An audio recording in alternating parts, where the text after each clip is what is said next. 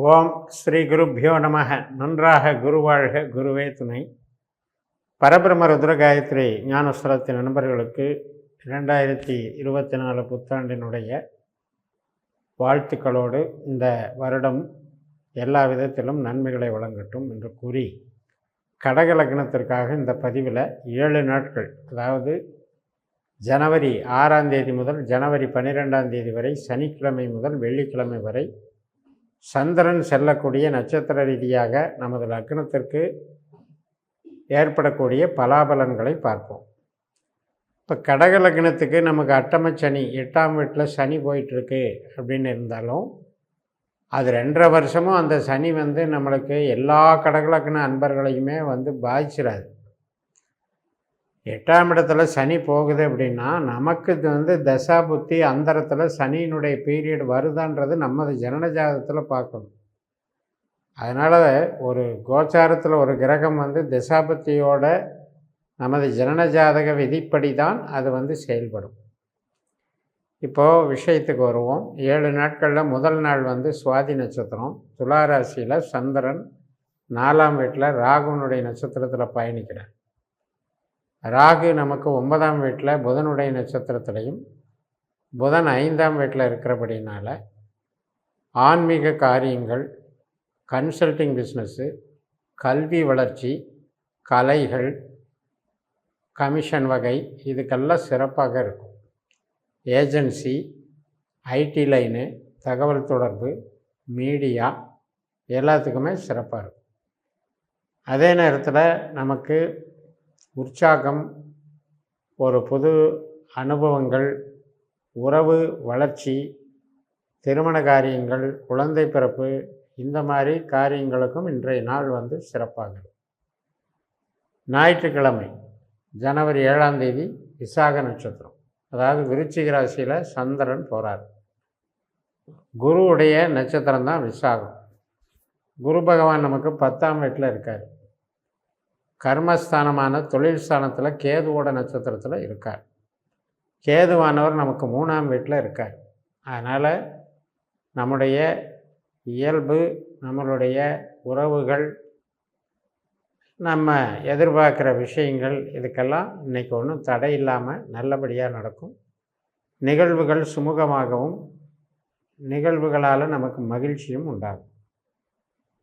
ஜனவரி 8ஆம் தேதி அனுஷ நட்சத்திரம் 5ஆம் இடத்துல சனியினுடைய நட்சத்திரத்தில் சந்திரன் போகும்போது, நமக்கு 8ல் இருக்கிற சனி ராகுவை போல் செயல்படுறாருங்கிறதுனால அதிகமான ஒரு எஃபர்ட் போடு ஒவ்வொரு காரியத்தையும் முடிக்க வேண்டியிருக்கும். சில வேலைகள் டக்குன்னு முடியாது, காலதாமதம் ஆகிட்டுருக்கும். 8ஆம் இடம் அப்படின்னா என்னென்னா கடின உழைப்புன்னு அர்த்தம், ஓவர் ஒர்க்லோடுன்னு அர்த்தம். கொஞ்சம் நம்ம மனசு அல்லது உடம்பு நம்ம அசௌகரியத்துக்கு ஆட்படுறது அப்படின்னு எடுத்துக்கணும். அப்போ இந்த சனி நம்ம ஜனன ஜாதகத்தில் ரொம்ப வீக்காக இருந்து நமக்கு அவர் கெட்டவராக இருந்தால் இந்த நாளில் 8ஆம் இடத்தினுடைய தாக்கத்தை அதிகமாக செய்வார்னு எடுத்துக்கலாம். மற்ற எல்லாருக்குமே அப்படி செஞ்சிட மாட்டார். பட் இருந்தாலும் இது புதிய முயற்சிகள், புதிய எதிர்பார்ப்புகளை குறைச்சிக்கிட்டு ஆஸ் இட் இஸ் இருக்கிற வேலையை பார்க்குறதுக்கு நல்லாயிருக்கும். செவ்வாய்க்கிழமை அன்னைக்கு ஜனவரி 9ஆம் தேதி கேட்ட நட்சத்திரம், அன்றைக்கும் பூர்வ புண்ணிய ஸ்தானமான விருச்சிக ராசியில் சந்திரன் புதனுடைய நட்சத்திரத்தில் செயல்படுறார். புதன் எங்கே இருக்கார்? நமக்கு மூல நட்சத்திரத்தில் இருக்கார், அதாவது 6ஆம் வீட்டில் இருக்கார், கேதுவுடைய நட்சத்திரத்தில். அதனால் செய்யக்கூடிய வேலையில் ஏதாவது இடமாற்றங்கள், சின்ன இன்டர்னல் சேஞ்சஸ்ஸு, அதுக்குண்டான ஆஃபர் வருது, ஒரு இன்டர்வியூ அட்டன் பண்ணுறது, இந்த மாதிரி விஷயங்களுக்கு சாதகமாக இருக்கும். ஒரு சிலருக்கு கடன்கள் அடைபடும். திடீர்னு ஒரு பக்கம் லோன் கிடைக்கும், இன்னொரு பக்கம் பர்சனல் லோனை க்ளோஸ் பண்ணலான்ட்டு அதை ஒரு பக்கம் வாங்கி இன்னொரு பக்கம் அடைக்கிறதுக்கு உண்டான ஏற்பாடுகள் நடக்கும். வழக்குகளில் வெற்றி கிடைக்கும், வழக்குகள் பைசலாகும். ஏற்கனவே குடும்ப வழக்குகள் அல்லது கணவன் மனைவி பிரச்சனைகள் இருந்தாலும் அது ஒரு தீர்வுக்கு வரும். இதெல்லாம் அன்றைக்கி நல்லாயிருக்கும். ஸோ வேலையிலையும் நமக்கு சாதகமான நாட்களாம். ஜனவரி 10ஆம் தேதி மூல நட்சத்திரம், இப்போ ஏற்கனவே செவ்வாய் புதன் 2 கிரகம் மூல நட்சத்திரத்தில் இருக்குது. சந்திரனும் போய் சேர்ந்துக்குது லக்னாதிபதி. அப்போ கேது நமக்கு 3ஆம் வீட்டில் இருக்கிறதுனால எதிர்பார்த்த நன்மைகள், உதவிகள், சில மாற்றங்கள், சிறு சிறு பிரயாணங்கள் இவற்றுக்கெல்லாம் சாதகமாக இருக்குது. ஏதாவது ஆவணங்கள் கையெழுத்தாகிறது இதுக்கெல்லாம் சாதகமாக இருக்குது. அதே போல் நமக்கு வெற்றிகள் கிடைக்கும். நம்ம செய்கிற வேலையில் நமக்கு ஒரு திருப்தி ஏற்படும், வெற்றிகள் கிடைக்கும். ஜனவரி 11ஆம் தேதி பூராட நட்சத்திரம். சந்திரன் தனுசு ராசியில் சுக்கிரனுடைய நட்சத்திரத்தில் பயணிக்கிறார். ஏற்கனவே சூரியன் அங்கே பூராட நட்சத்திரத்தில் போயிட்டுருக்கார். சூரியன் சந்திரன் சேர்க்கை 6ஆம் வீட்டில். ஆனால் சுக்கிரன் இருக்கிறதோ 5ஆம் வீட்டில்.